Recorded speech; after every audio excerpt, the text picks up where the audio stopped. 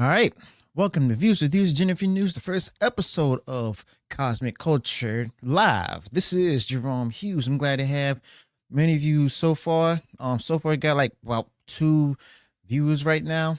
So, just going to go ahead go over some things right quick before we get started with the stories for that night on this May 4th celebration, or as I can call it, an homage to George Lucas, as well as the original Star Wars trilogy and the first 2 seasons of Mandalorian. Now, first things first, I'm not going to always stream this late in the night or early morning going into Saturday and stuff. I'm going to usually stream during the daytimes and stuff. All right. Still working to get a few of the daytime hours and time straightened out and everything. Also, look over to your right and everything, which is my left, and you'll see that when you type in something in chat, your comment is going to go ahead and come up automatically. I'm not going to do any selected chats or anything that comes up, any questions you might have or stuff in the comments you might have, I would definitely reply to all of them. Okay, so go ahead and just leave some thoughts in the chats as well, so if you want to, or if you have any like rants that you want to get off your chest about how you feel about the current state of Disney, Star Wars, as well as Disney itself, or how much you admired the original on Star Wars trilogy, or if you feel that you giving up on Star Wars at this point, go ahead, let me know your thoughts about that on over in the chat to your right. So we're going to be talking about the rumor of Luke Skywalker making a reappearance. Shout out to WW Pro for breaking that earlier in the day, and we're going to talk about like how true is it, and also are the fans going to be open to seeing Luke Skywalker coming back into the movies? It could be a deep fake Skywalker, because as far as we know at this point, a lot of people have given up on Star Wars, and let alone even no longer care about Mark Hamill ever since he decided to go ahead and reveal like who he really is politically and all of that, as well as how he can cozy up with the elites and stuff. But he might be one of those actors and stuff who you enjoy their work but don't want to see their politics and stuff. Okay, whether you agree or disagree with it. Okay. What else? I'm also gonna talk about the recently released Happy May the 4th Star Wars fans video released by the official Star Wars YouTube channel, as well as the X account on over there in X from Star Wars. And I'm going to be doing like playing a few moments from the video, pausing it as well. And then I'm also going to analyze what's going on in the video, as well as share my thoughts about it. And so those of you who actually saw me on the Pro Show a few times before, you may know that I've only been a Star Wars fan for like a few years and stuff, since I believe it was 2013 and stuff. And you know what? I wasn't even like a lifelong fan of Star Wars and stuff. And with everything that happened under Kathleen Kennedy and everything, but basically I'm jaded at this point. All right. It broke my heart. I'm still upset about it, but oh well. And I'm also going to bring up George Lucas too, because I did a video on him before about him possibly coming back and stuff to do a Star Wars series and stuff. Going to talk about that briefly as well. I'm also going to go into some Marvel news and stuff, including talking about how the Marvels was the biggest box office flop of 2023. Okay. I'm also going to talk about, the biggest, why the MCU has been releasing nothing but flop after flop after flop. Okay, so I'm only gonna have y'all here for an hour. I know y'all got some sleep to catch up on, probably got a busy weekend ahead of you and stuff, so I'm not gonna hold y'all for too long. I'll try my best not to bore you with any of the details. Okay, so let's go ahead and get started. First thing I want to talk about, the possibility of Luke Skywalker may be returning to the upcoming Mandalorian movie. Now, remember, so far, this is a scoop that's been rumored and all of that. So far, take it with a grain of salt as you will, but it's been talked about a lot of times that, it's been talked about a lot of times about them making a Mandalorian and Grogu movie and stuff by Dave Filoni, and, it's co-written by Dave Filoni.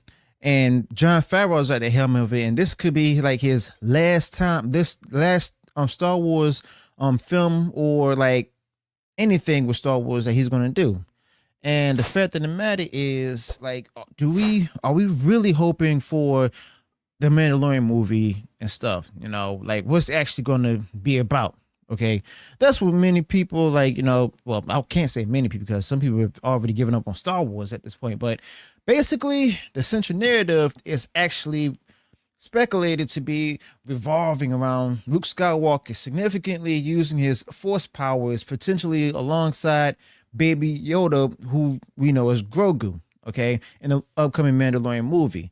Now, this Mandalorian movie is seen as an attempt to try and harness the character's heroic legacy, not only to attract new viewers, but also get back the core viewers that the woke Disney Star Wars has actually lost, okay? So basically, they're trying to possibly like do a correct course and stuff after like a lot of bad responses to the recent Disney Star Wars sequels, okay, which includes the Force Awakens, the Last Jedi, and Rise of Palpatine. Okay, now Jon Favreau, who actually claimed his revitalization of the Star Wars franchise through the Mandalorian, is actually rumored to be the director, with Dave Filoni possibly joining as co-director or contributing significantly to the script itself. Now, I'm going to say this right now. A lot of fans right here don't really have any faith in Dave Filoni, if you ask me, because of the simple fact that, you know, with what happened with season 3 of, the Mandalorian, like how the Happy Friday to you, Emily. How how that went, and everything. Like that was just basically terrible. I couldn't even finish the whole season. I had to stop at, basically the episode next to last episode where Heavy Infantry, which was speculated to be or rumored to be representing Jon Favreau and stuff, to have been killed off. Right? I can't even watch the season finale, or in my case, the series finale, because like if Jon Favreau is not at the helm of, the Mandalorian anymore, I'm not watching it. Okay. And then they're going to have Katie Sackhoff to be the next Mandalorian for the series and stuff, if it's still going to be a 4th season. Okay. But the fact of the matter is, a lot of people tuned out and everything. And as y'all can see, we got the comment over here, in the chat right now with Emily wishing us all a happy Friday. So thank you for that, Emily Kruger. Now, continuing on with all of this, basically what's happening here is that got Jon Favreau at the helm, Dave Filoni being like having the heavy input in it, of course, because he's the creative director at Lucasfilm, and the film's release has been actually pushed back. That's no surprise. That's just another Disney movie that's been pushed back and all of that to like further time. I wonder why. Could it be something big as far as Hollywood's concerned? Is it budgeting issues, or could there be a certain pandemic wink wink that could be coming up? I don't know. But the film's release is being pushed from 2025 to 2026, primarily, as they said, to allow for the development of more sophisticated CGI needed to realistically depict Luke Skywalker, echoing his revered appearance in The Mandalorian. I'm gonna be honest with y'all, I really don't have any faith in this, upcoming movie or any like future projects and stuff coming from Lucasfilm, unless it's made by George Lucas. But the Mandalorian project, with the possible return of Luke Skywalker, could serve as a crucial juncture for Disney's handling of the Star Wars franchise. Now, that's potentially meant, well, they're trying to like basically mend some fences with like fans who feel they've been disillusioned, or those who left the fan base completely. Okay. But by focusing on Luke Skywalker as a symbol of heroism and hope, the film might recapture the essence of the original Star Wars ethos, as they call it, that many fans felt was missing from like in recent movies or possibly even shows. Okay. But the fact of the matter is, I guarantee you they're not going to come back. Okay. They might not come back because the simple fact that they've seen what happened. They've lost faith in Disney with the Disney sequels and stuff, for the heavy focus on the political ideology and stuff in the movie franchise as well. We haven't really seen anyone actually coming through to go ahead and just drop a few things about like how much they love the Disney sequels. And then you have like the Lucasfilm story group, you know, the Lucasfilm front office, including Pablo Hidalgo, mocking the fans and everything. And then Kathleen Kennedy warning different actors and actresses about the whole racism and backlash from the fans and all of that, when the fans aren't even talking about the actors. They're criticizing the works of those who have written it, directed, and paid for the film, made the film, marketed the film, and all of that. They basically talk about Kathleen Kennedy. But that's just, Kathleen Kennedy is just a different story for a different day. But I'm not sure like if many of us would want Mark Hamill back as Luke Skywalker and stuff, because of the fact that, you know, well, they killed him off in The Last Jedi and made him the Force Ghost in The Rise of Palpatine and all of that. And not to mention, you know, like off-camera things and stuff where he actually decided, like he chose his political side and everything. And it's like a lot of people disagree with him politically. Now, thing is, we don't care about the actors' political ideology or the political affiliations, or whether they lean left, right, or even down the middle. We don't care about that. We just care about their works and stuff. But it becomes a problem if they actually infuse it into the entertainment or the shows and movies that they're acting in. Okay, that's what we have a problem with, because we don't want to see that. We just want them to entertain us, not preach at us. Okay, and it seems to me that Mark Hamill has become, you know, very vocal with the uniparty, as I call it. And I'm gonna let you see how you see that or take it in. But the fact of the matter is, like, a lot of people may not want Luke Skywalker, may not want Mark Hamill Luke Skywalker again, because of the simple fact that, you know, they did a disservice to him and Star Wars can't be recovered. But also the simple fact that, you know, he was out there politically and pushing it all in our faces and stuff, especially when he made like public appearances visiting the White House. I'll put up the story for that shortly as well. But he's also lost many fans with when he commented on various topics, including when he decided to go ahead and support Ukraine and Ukrainian President Vladimir Zelensky and everything. He did a Zoom call with Zelensky and all of that. I think it was a Zoom call. It could have been Skype. I don't know. I don't care. But the fact of the matter is, he's actually basically a part of the elites who's supporting the Uniparty or possibly join the Uniparty as well. But let's go ahead and get to the story itself, which came from Deadline. And I didn't watch the video. I have no interest in watching the video myself. But the fact of the matter is, like, Deadline shared how Mark Hamill kicks off the White House press briefing after meeting the president and reveals Joe Biden's Jedi nickname. Cringe Fest has started.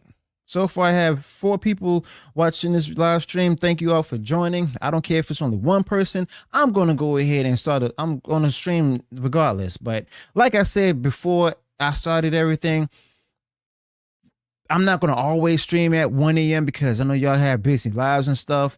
I'm going to start streaming during the daytimes and stuff, particularly on like weekends or possibly even weekdays. I mean, who knows? But I could stream every day. I could stream every other day. Who knows? Let's see how this goes first.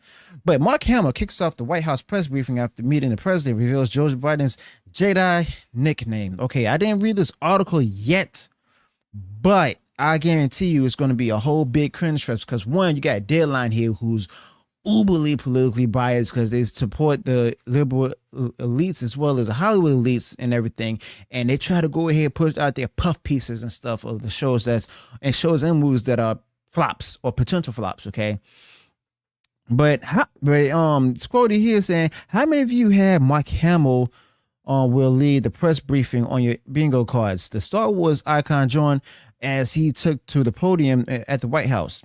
Yeah, me either.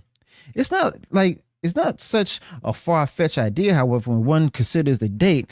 It's May 3rd. This was put out there yesterday, of course, the last weekday before the sacred Star Wars holiday, May the 4th. Also, anyone who follows the quick-witted Hamill on social media knows he's a staunch Democrat. I told you he's been putting his political ideology out there. But for his support, Hamill got to meet with Joe Biden before the press briefing. And while Mark Hamill noted that he had visited the White House during the terms of both Jimmy Carter and Barack Obama, I never was invited into the Oval Office. Sounds like he finally checked that one off his bucket list. I only expected to be here for like 5 minutes, Hamill said of his meeting with Biden. But he showed us all these photographs. It was really amazing to me. I want to know what other details he probably had with, Biden and all of that. I wonder if he saw like Biden in his true nature. And when I say that, y'all should know what I'm talking about. And I'm not going to go ahead and bring that up because of the fact that I'm going to let y'all make the inference about that, because let's just say Biden hasn't really been 100%, if you know what I mean. But getting back to the article, what's more, Mark Hamill entered the briefing room on wearing aviators that he said President Biden had just gifted him. Biden has made a habit of gifting his signature dark branding glass. Branding?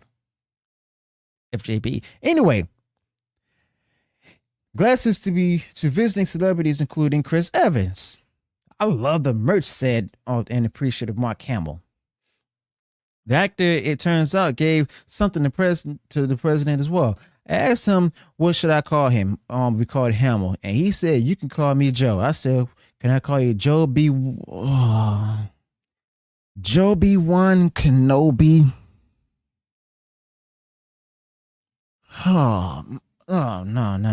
No. I can't. I don't even think I can continue with this because of the fact that, yes, Marcellus, these actors, he says these actors really make it hard to separate the artist from the character. My sentiments, exactly. Especially when you're putting out your political ideologies and stuff. Now, granted, there may be some conservatives out there who put their ideologies out there, but not as much as those who are on the left. Okay? And like I said, I don't care if the actors leaning left or right and stuff. I'm just going to basically go support the actors that put entertainment first and then the politics in the back burner. All right. Now they can go ahead and contribute to these different causes and everything, but don't be the one to promote the status quo through entertainment and stuff and out there outwardly to the public and stuff to the point where you forget what you're actually supposed to be doing, which is entertain the people. Okay. But the fact of the matter is that Joe B1 can know. Really?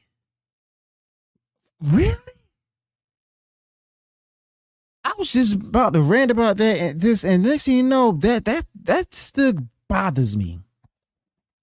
I'm sorry if my microphone's too loud, y'all. I really do apologize, but yo, this is no. I'm tired. I've had enough of it. Yes, I agree with you, Marcellus. I'm disgusted by it too. Basically, you said that. I'm so disgusted with Mark Hamill. I don't care if they recast Luke Skywalker. The less Luke looks like Hamill, the better. Okay. I'm still going for Sebastian Stan to be Luke Skywalker and stuff. He looks like Mark Hamill.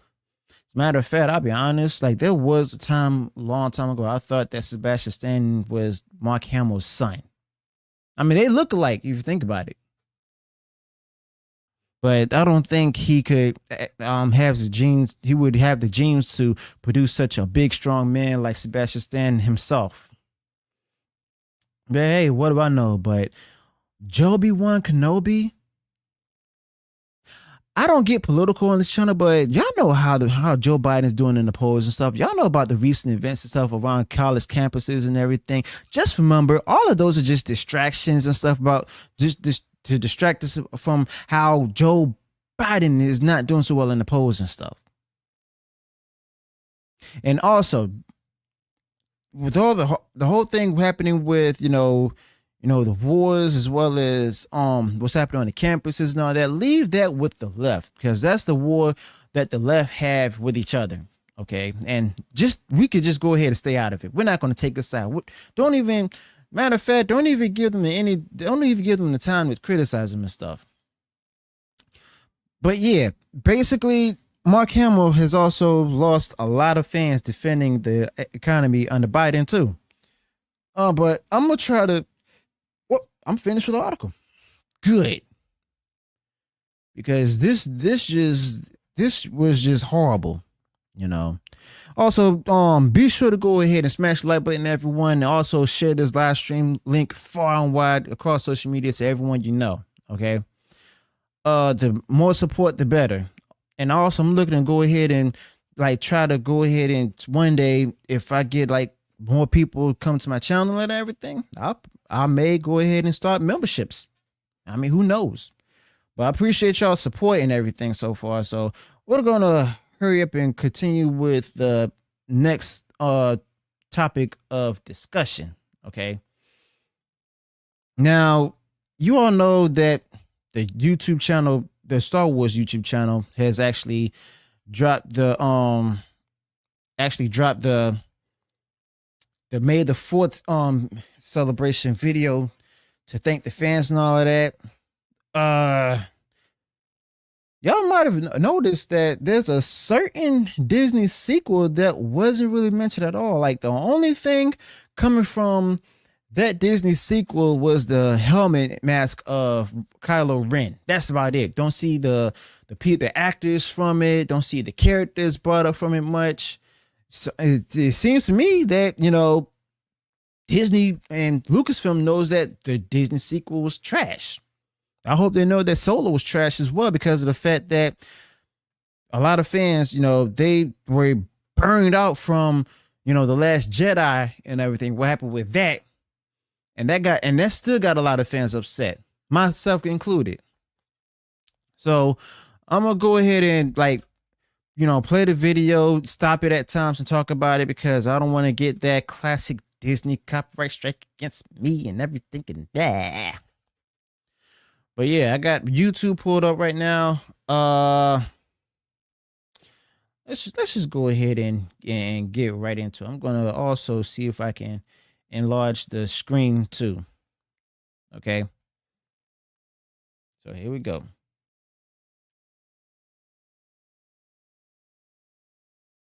We must walk the way. Walk the way of what? Down the path of darkness, around declines and all of that? I mean, we've already seen that so far. It all started with the fans. Yeah, started with the fans, and the fans are still being ignored, of course. If I could sum up Star Wars fans in one word... Disappointed. Jaded. Unforgiving. Angry. Jaded. Obviously said jaded. Y'all can go ahead and fill in the rest of those in the comments or the chat. Energy. Love. Trust. Fear. Trust. Fearless. Wow. Interesting. Because of the fact that, we've often been ignored and stuff, and y'all try to go ahead and scare us into try to liking the woke ideological stuff that Star Wars Lucasfilm has been putting out there. But I digress. Loyalty. I'm counting on you. We stay together. Lucasfilm hasn't been loyal to the fans at all. I'll tell you that right now. We all know that. But I digress. Together. We're a family. Come on, let's... Y'all saw that, right? Let me go back. They're using this to promote their Acolyte. Yep. You know it. I know it. They're using this video to also promote the Acolyte, not just to try to thank the Star Wars fans. They're trying to promote the Acolyte as well. Y'all see it right there. These are the scenes from the Acolyte. Okay, they're really trying hard to go ahead and promote the Acolyte to get the high public out there. But there's a funny thing though, because they talked about possibly not renewing the Acolyte because they know that this show is going to fail. They know that this Disney Plus show is going to fail. It's going to be a flop.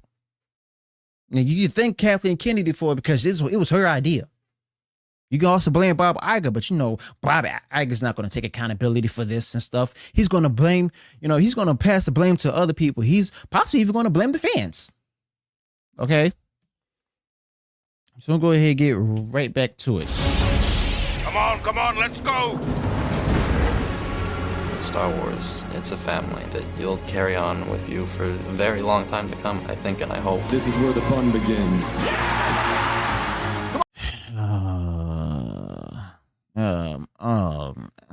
I don't know. They brought back Hayden Christensen. I mean, I like Hayden Christensen and stuff. I mean, he could be a better actor in my opinion, but I like him. It's just that I just wish that they would have done Anakin Skywalker's character some better justice and stuff. I haven't seen Ahsoka. I might watch it and stuff just to see how bad it really is and everything if I'm bored and stuff. But they really did him a big disservice on that show as well as on Kenobi. I mean, why did they have Kenobi and Darth Vader meet again? When in the movie, Vader was saying, last time we met, you were the master and I was the student. Now I'm the master. It's crazy. It's sad, too. Come on, baby. Do the magic hand thing. Star Wars has Promoting Acolyte again. Y'all saw that clip. been something I did with my father when I was a kid. And then it just became like this tradition. Bo-Katan. It's been a part of my life forever. Yeah, now they got all the actors up here going on the show, on the video and stuff, saying how big Star Wars has been in their lives and stuff, how big it's been. Now, some of them, yes, but others, exactly how do you know how many of them actually cared about Star Wars, how they love Star Wars, or the ones, like the newest actors and stuff, and the newest shows to come out and stuff? These are probably actors and stuff who they thought are, affordable and stuff, who will work for any amount, who are cheap, basically. They're cheap and they can easily be swayed and stuff to toe the line and stuff. Vis-a-vis Leslie Headland, okay? Harvey Weinstein's former assistant and all of that, who's the director and creator of The Acolyte and stuff. Yeah, she remember, she was asked before, what's your favorite Star Wars movie? She said all of them. She knows nothing about Star Wars, y'all. She's an activist. Activist first, filmmaker second. Along with these different actors and actresses on the Acolyte.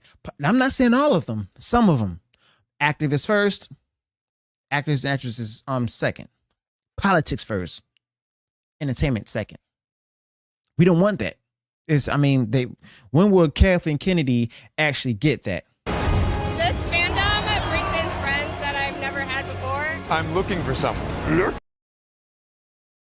It breaks my heart that they actually brought the original Yoda puppet, and yeah, I still can't get that scene out of my mind and stuff where they really messed up in The Last Jedi. I just don't know if that's about that in the chat. Not only that, but the show looks off. Something too clean and cheap looking about it. That is true, Marcellus. That is true. Yes, I'm reading all the comments and stuff that come up in the chat. Cause I don't go like these other channels and stuff. I don't ignore the fans and stuff. If you support me, guess what? I'm gonna share your thoughts about that because your thoughts matter. You matter. Okay. I appreciate y'all support right now too. Let's continue.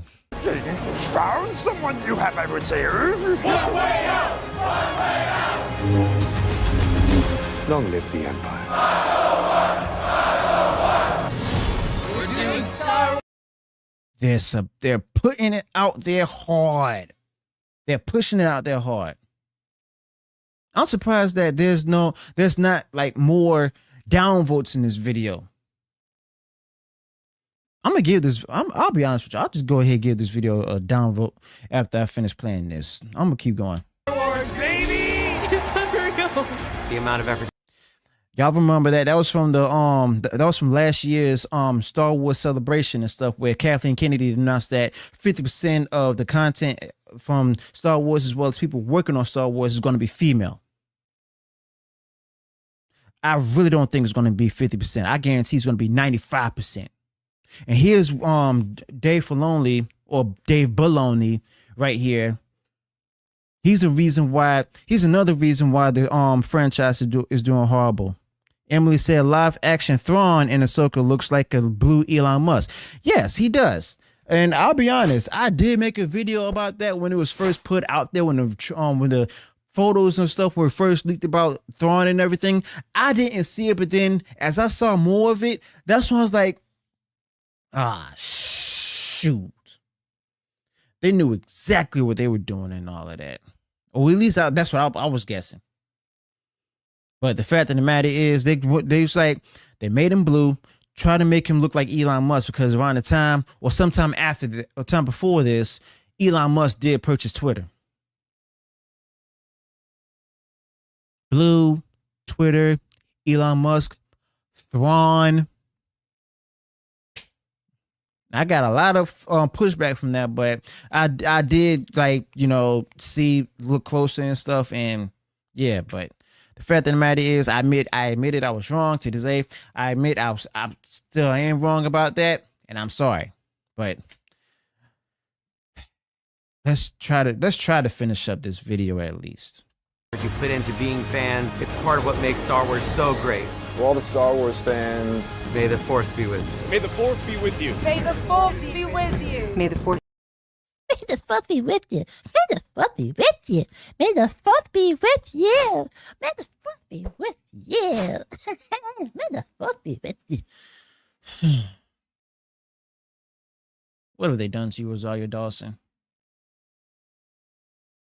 I'll be honest, I was looking forward to the Ahsoka series and stuff. Then I heard about the different things that happened with it. I decided to go ahead and tune out from it completely. I might watch it. I don't know. I'll just watch it after the fact. I'll just watch it to not support them and everything. But hey, it is what it is at this point, though.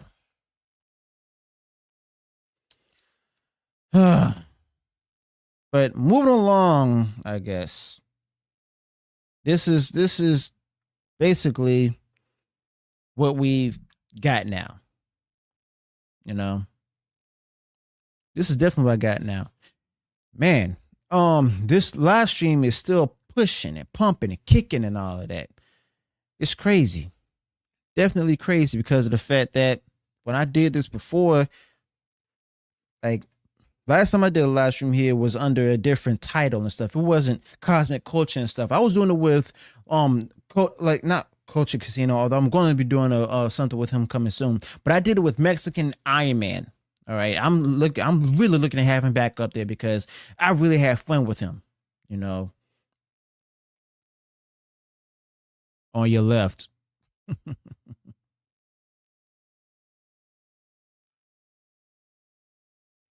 Tim, you made me laugh about that. You made me feel better. Thanks, man. On your left. Speaking of on your left, let's go talk about Marvel. So, talk about how the Marvels was made known like the biggest flop of the year and stuff. Okay, a lot of people saying that how that's nothing more than speculated rumor and everything and stuff, and it hasn't really been confirmed and stuff, and it's just a big mumbo jumbo hit piece from Bound in the Comics. But what if I were to tell you that this came primarily from Deadline? It says here, Disney detonates 4 bombs in box office. Wait, this isn't it. There's a different article for it, but I guarantee you it's mentioning this article from Bound in the Comics. So it says here, and shout out to Spencer Beckley from Bound in the Comics. It says, to the surprise of absolutely no one, to say the most diehard and delusional of the franchise's dwindling fan base, the Marvel Cinematic Universe, or the MCU, as Gary Beckler from Nerdwriter call it, the most recent entry, the Marvels, has been revealed to have been not only the worst performing film of 2023, but also the more than $200 million sinkhole for US dollar for the already financially embattled Disney, you know. And actually, it did come from Deadline. Let's go ahead and open that into the next tab. But what do you know? It is an article that I had the whole time. Let's see where it talks about it, okay? I didn't read this article, of course. Probably should have.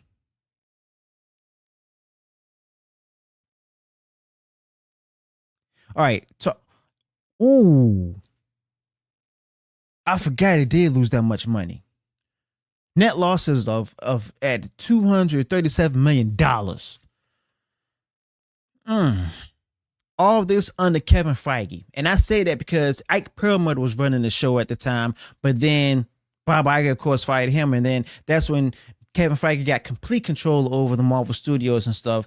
And, you know, it's like that's at this point, we already know what's going to happen and stuff because of the simple fact that they're now depending on Deadpool and Wolverine to bring the fans back. Okay. And even if the fans do come back, they're not going to stay long and stuff because of the fact that they don't trust Disney and Marvel under Kevin Feige anymore. You know, it says here when the Marvel fanboys and fangirls smell it's going to be good, they crowd the theater. That's basically phases 1 through 3. But when it was a dud, they stay away.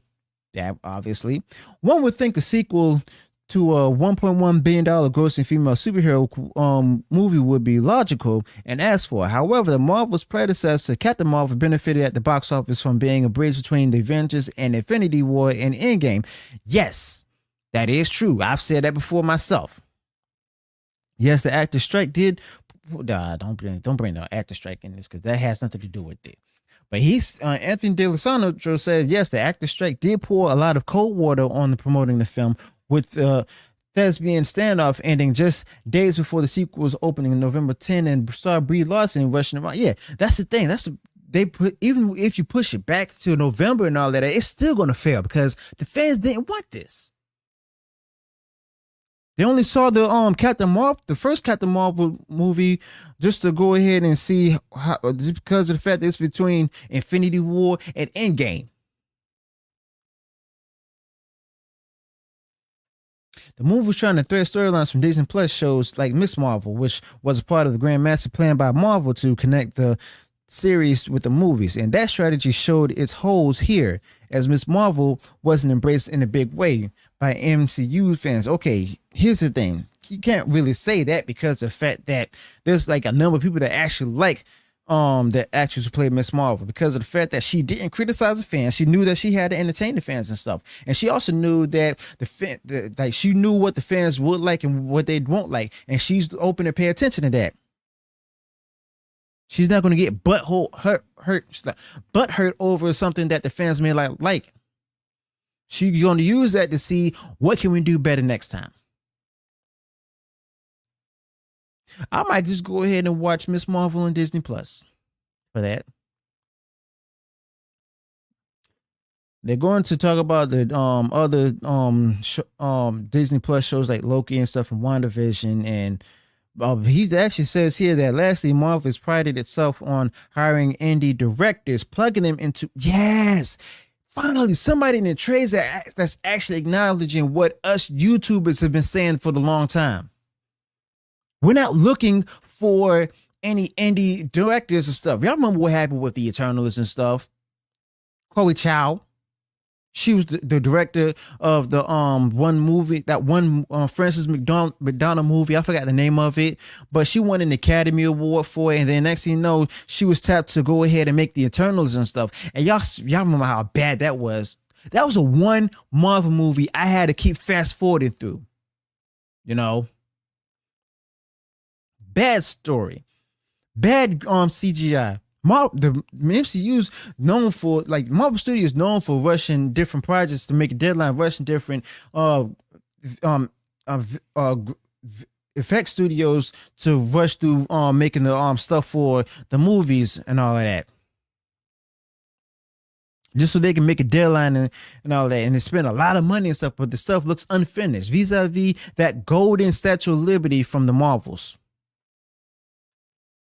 It's a recipe that doesn't always work, and it's evident in this movie directed by Nia DaCosta and Marvel's The Eternals, like I just said, from Nomadland Oscar winner Chloe Zhao. Did I say Chow? I meant Zhao. Oh well. The MCU in its zenith wins over both critics and audiences, and that didn't happen here with a 62% fresh on Rotten Tomatoes and B Cinema score.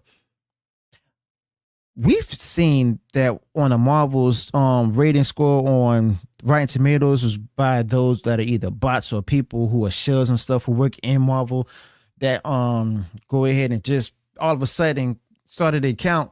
When you did go into those different profiles and click on those who actually rated it and stuff and the audience score, you're going to see that that was the only rating. That was the only movie they gave a rating for. Nothing else. Nothing else. Remember that next time, y'all. If you ever go on Rotten Tomatoes to see the score and all of that, click on the profiles of those who are in the audiences and stuff, or even if they're verified. See how many projects, shows, movies, and stuff that they've actually given ratings to. If they give rated to that one particular movie or show, it's not genuine. It's not fake. Okay? Just remember that. All right? We're going to go ahead and move on to the next topic at hand. Okay? Let me know your thoughts about this in the chats, y'all. Like, what's on your mind right now? How y'all doing? Hope y'all are well on this May the 4th. Okay. Anyone out there looking to go ahead and watch any of the like the original trilogies from Star Wars and stuff from George Lucas? Let me know if you're going to watch it or not. Because today I was actually going to introduce my son to the movie, and he's 2. He loves Grogu, but I'm looking to introduce him to the originals.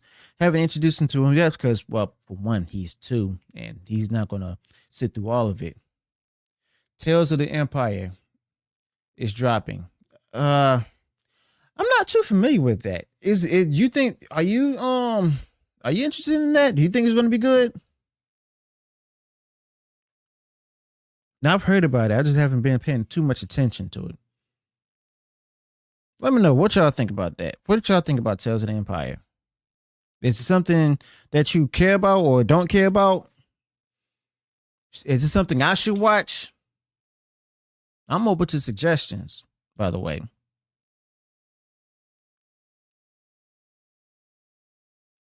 But yeah, they're simply going to keep pushing stuff out there on things that we don't even know about. I like Tales of the Jedi. The Doku stuff was good. Okay. I really miss what's his name who played Count Dooku. He was a great actor. I loved him in Saruman. I even loved him in the Odyssey miniseries and stuff when he played Teresi as the Prophet. Christopher Lee. That's him. Can't really have any actors like that anymore. He didn't have any political ideology and everything. We need more actors who don't put their political ideologies in their way as a primary factor. I mean, you can use your platform and stuff to address these issues, but don't do it in the forefront to the point where you're going to actually start blaming the fans, start talking about the people that are, the common folks, the average Joes. That's all we ask for. Go ahead and share this live stream far wide. If you're watching this live stream as recorded video, thank you for watching. Let me know your thoughts about it in the comments below as well. All right. Got another interesting story that was released yesterday. It's also Marvel related. It's coming from Deadline, of course, where it says it's talk about Marvel's Kevin Feige actually told Hugh Jackman not to come back for Deadpool and Wolverine. If they want Marvel Studios to be successful, get rid of Kevin Feige. Get rid of Kevin Feige. Bring back Ike Perlmutter if he still wants to do it.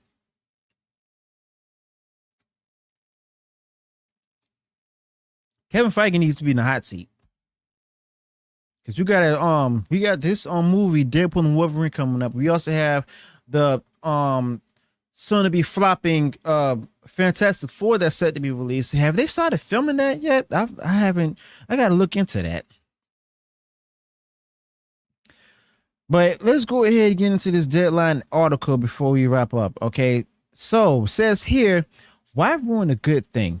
That was the question facing Hugh Jackman when asked to be a part of the third Deadpool movie after achieving a satisfying farewell in 2017's Logan. Also, I'm going to let y'all know I wasn't really a big fan of that movie because I read the comics and stuff and saw how he died and everything, and then saw how he died in that movie and everything. Nah. But anyway, even Marvel Studios head Kevin Feige wasn't sure a Wolverine comeback was the right move.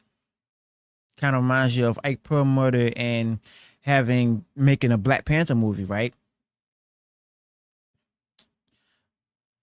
Can't wait to see egg on Kevin Feige's face. Even Marvel Studios head Kevin Feige wasn't sure a Wolverine comeback was the right move. I said, let's give you a piece of advice, Hugh. Don't come back. Feige recalls in an interview with Empire. Feige said that Hugh Jackman had the greatest ending in history with Logan.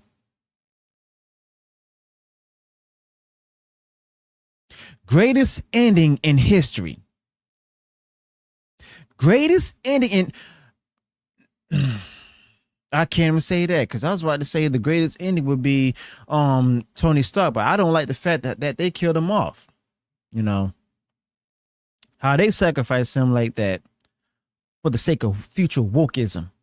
Well, let's continue.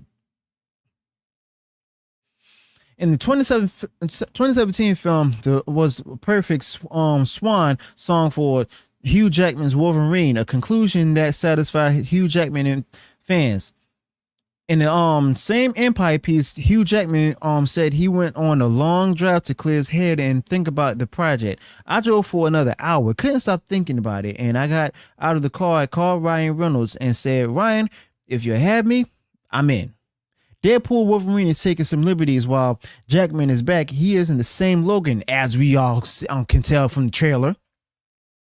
We know from the previous X-Men movies. The idea is is to preserve Logan's goodbye. I'll be honest, I wouldn't even be like, I knew they were going to go in like in the route of the TVA or whatever. But the fact of the matter is, like,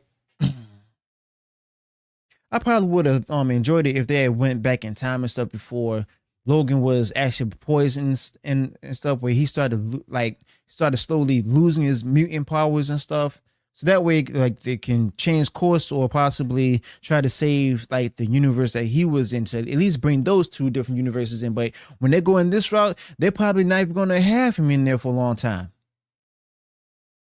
You know? And then there's also rumor about Keke Palmer and stuff being rogue in the future X-Men project. Something that we don't want.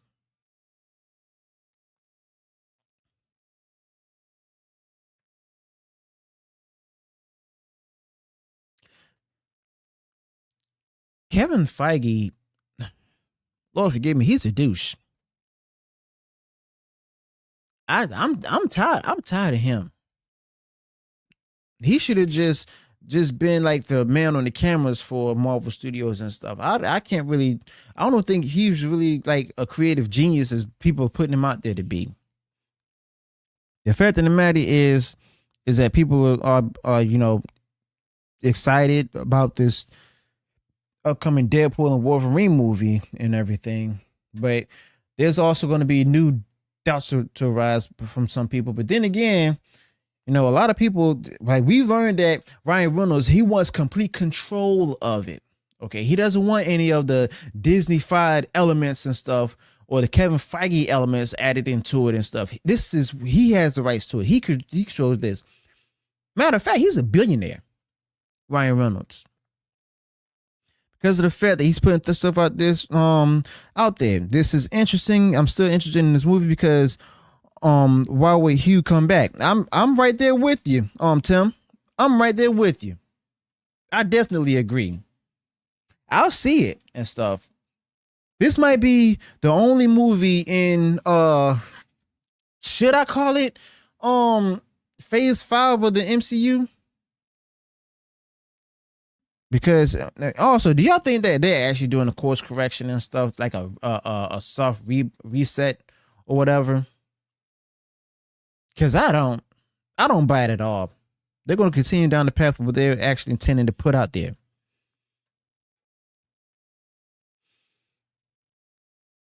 I guarantee you all that's what's happening. But I'll tell y'all this though.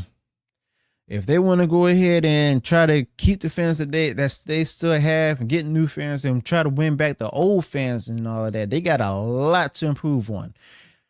And to start that off, you're gonna have to fire Kevin Feige. We also heard about the different rumors of, Robert Downey Jr. returning as Iron Man. What y'all think about that? Are you looking forward to have him back? Because I'll be honest, he shouldn't have. Yeah, I agree. Deadpool and Wolverine is a very important film, Tim. But will it save the MCU? I highly doubt it. I highly doubt it. Might not save the MCU. It's going to get a lot of people back, but it's not going to carry on the brand. We also heard about the rumors where Brie Larson was supposed to be making a cameo appearance and stuff in the movie. Not sure if it's going to be as Captain Marvel or whatever. I agree, won't fix it. Yep. In order to fix it, you got to start with getting rid of Kevin Feige. But Bob Iger can't do that because Kevin Feige is on his side. He's the one he's the one who also agrees with Bob Iger politically and everything, has the same political ideology, wants to go ahead and put it out there. The brand is tarnished. I agree. I only enjoy watching the first 3 phases and stuff of the movies, except for Captain Marvel. Okay.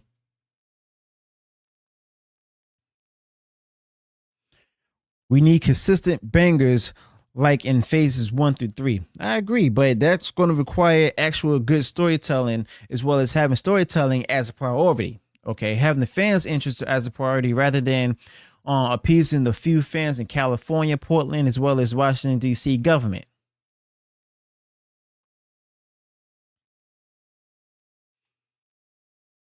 That's how they lost their core audiences and stuff at the Endgame, as well as Spider-Man Far From Home and Spider-Man No Way Home movies and stuff. A lot of the fans and stuff just started leaving out in droves. I saw the last Marvel movie I saw was Thor: Love and Thunder. I saw that because my wife wanted to see it and stuff, and I reminded her, "You're not gonna like it." And what happens? And what happened? She fell in and out of sleep in a movie theater.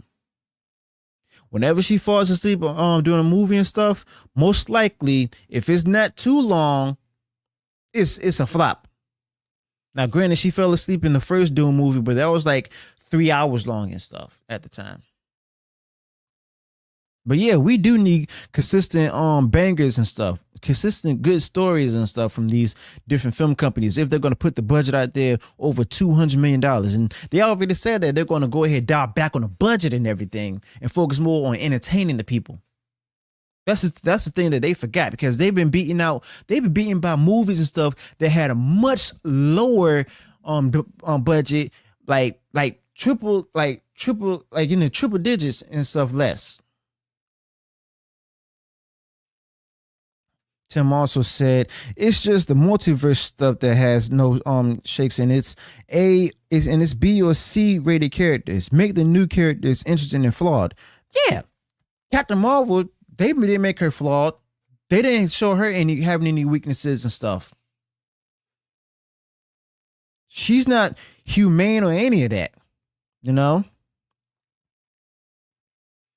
But the fact of the matter is that that's where they basically feel. They got so far high up and everything where they want to go ahead and have a good ESG score and putting her out there, the DEI initiatives in the movies and stuff, having a female-led character that's the bestest ever. But we also heard that Brie Larson is coming back as Captain Marvel. Are they going to do away with Captain Marvel? Who knows? But the fact is that, you know, they be putting out their back-to-back failures and stuff, except for Guardians of the Galaxy Volume 3. I'll admit it, I still haven't watched the movie. I mean, I don't really have much interest in the third movie and all that, but hey, if Star-Lord, I heard that they all went their separate ways and Star-Lord came back. I don't know if Rocket Raccoon died in the movie. I heard he did. Yeah, Tim said Captain Marvel had no limits, but now most movies she can't compete for some reason. Also, no consistent power leveling. Exactly.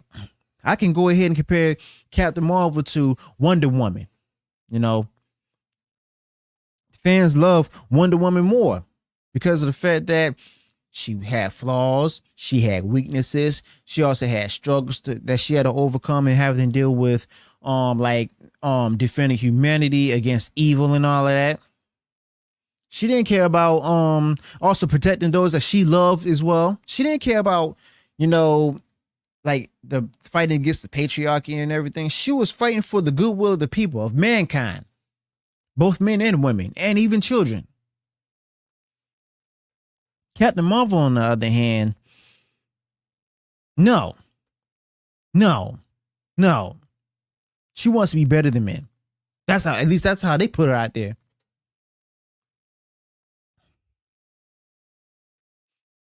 Yeah, Captain Marvel's love interest was a throwaway.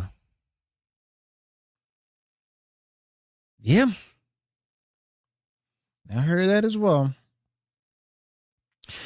All right, I'm gonna go ahead and wrap up here. I want to thank you all for joining me. So we've talked about, you know, the Star Wars celebration and everything, as well as the rumors of the rumors of Luke Skywalker being in the Mandalorian Grogu movie. Also talked about, you know, how the different people out there, and my son just woke up from sleep. So I'm gonna go ahead and end right here. Let me know your thoughts about this in the comments. Also, be sure to subscribe to the channel, click the bell notification, so that way you'll be notified of future uploads and updates. Until then, peace. Yep.